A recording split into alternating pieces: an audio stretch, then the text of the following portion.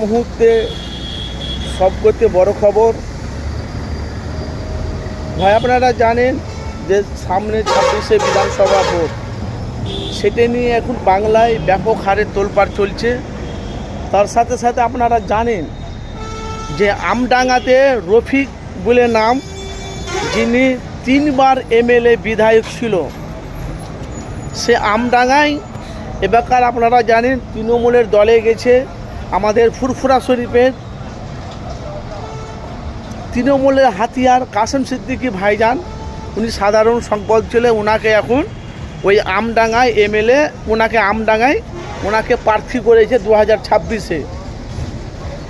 সেইখানে লক্ষ লক্ষ মানুষের বাড়িতে যাওয়া আসা করছে, মানুষের সেবা যত্ন নিয়ে কাসেম সিদ্দিকী ভাইজান অনেক উন্নয়নে তার মানুষের কাছে আশা দিচ্ছে।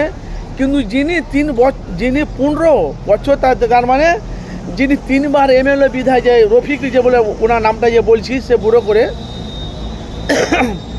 তিনি বলছে কাসেম সিদ্দিকী রাজনীতি ময়দানে নতুন, উনি রাজনীতি সম্বন্ধে কিছু জানে না। কে বলেছে আমডাঙ্গাতে কে বলেছে হয়নি, উন্নয়ন হয়নি? কাসেম সিদ্দিকী ভাইজানকে মানে ওনাকে পাশে বসিয়ে হাজার হাজার কর্মী সামনে পিছনে